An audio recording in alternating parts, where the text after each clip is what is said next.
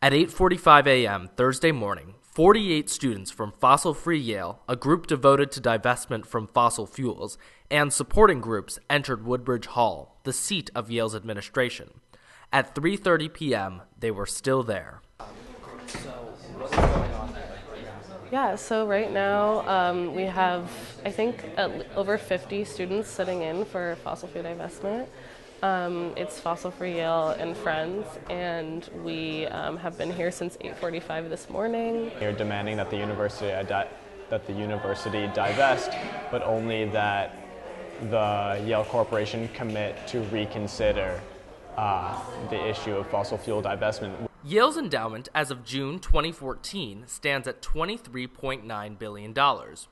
Though the university does not disclose the number of investments in fossil fuel companies, it currently has 8.2% of its endowment invested in natural resources, which includes oil and gas, timberland, and metals and mining.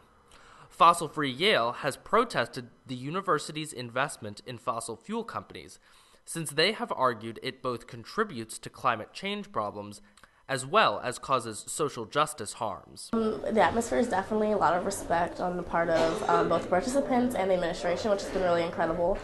Within minutes of their arrival, University President Peter Salovey addressed the students, informing them of the administrative channels that exist for students pursuing divestment.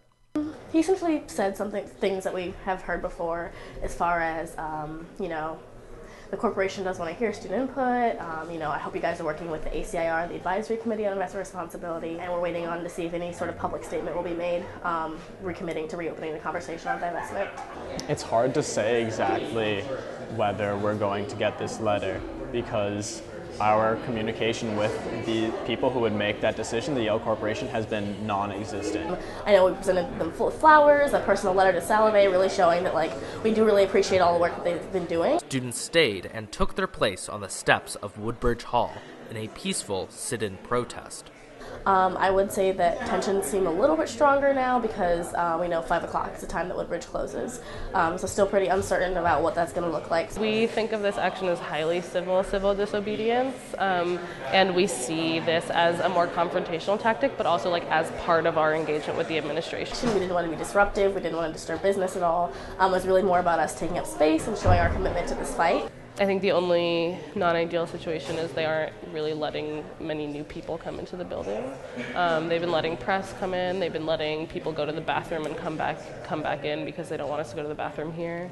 We could be out of here within the next hour or two. It's possible that we'd also be here for, the foreseeable future. But the sit-in was not to last. Soon after, protesters received their first warning of the afternoon from University Secretary and Vice President for Student Life, Kimberly Goff Cruz. Mind you, of several relevant provisions for the undergraduate regulations that relate to the meeting at the time which Woodbridge Hall closed at the end of the day.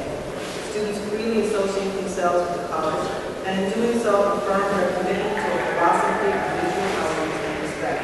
If any member of the community should interfere with its functions, show himself or herself unable or unwilling to assist in them, the community may find it necessary to protect itself by suspending or terminating his or her membership. More than half of the original 48 students left Woodbridge Hall, but 19 remained. The stakes continued to escalate, and as 5 o'clock approached, the Yale Police Department got involved, threatening arrest. There are progressive levels of enforcement. Okay, I'll give you a few minutes. If I can give you a warning to avoid arrest, you're discriminated, so I just want to give you a few minutes just to think about that, okay? All right, I want to do that for you. Thank you so much. But the commitment of some of Fossil-Free Yale's members kept them in the building.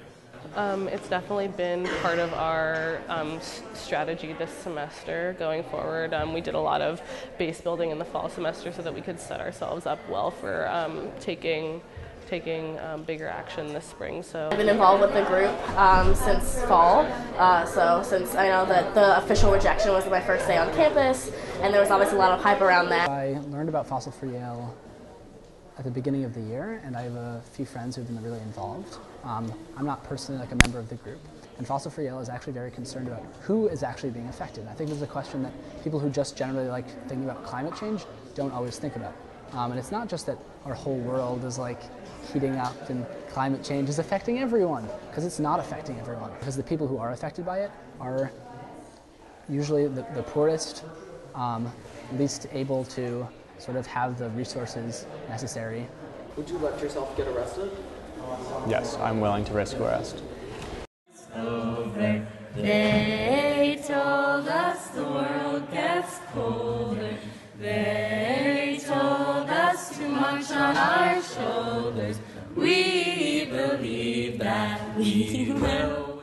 But as students inside were handed their punishment, roughly 150 students gathered outside, forming a human chain around Woodbridge Hall in solidarity.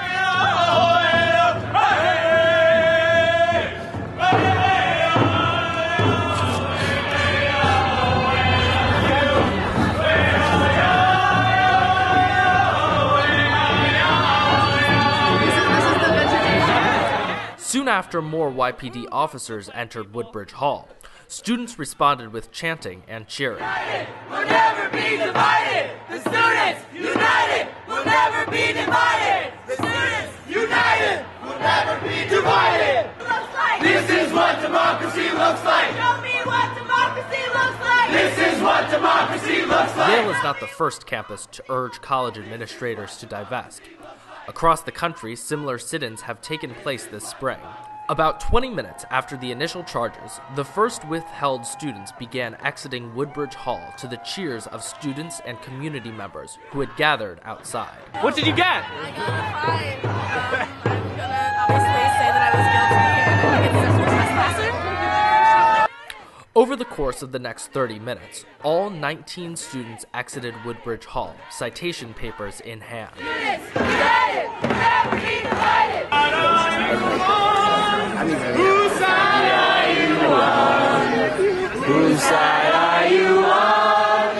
Whose side are you on? Whose side are you on? Whose side are you on? Whose side are you on? Whose side are you on? Whose side? Although both the YPD and members of Fossil Free Yale used the language of arrest in describing the measures students received following the sit-in, university representatives maintained that the students were not formally arrested, but instead issued infraction tickets. The Yale Corporation did not issue the statement Fossil Free Yale sought, and the students promised they would return. Yale just showed us really clearly whose side they're on. It is not the students, it is not the hundreds of students out here right now. It is the side of injustice, it is the side of exploitation, the fossil fuel industry, and everything that we're gonna keep fighting for. When the administration decides it'd rather arrest 19 students than engage with their students, then that shows that there's something wrong going on here. They told us it was over. They told us the world gets colder. They told us too much on our shoulders. We believe that we will win. We believe that we will win.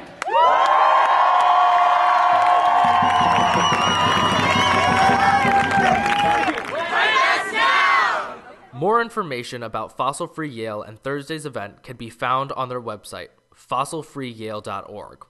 For YTV, this has been Peter Chung.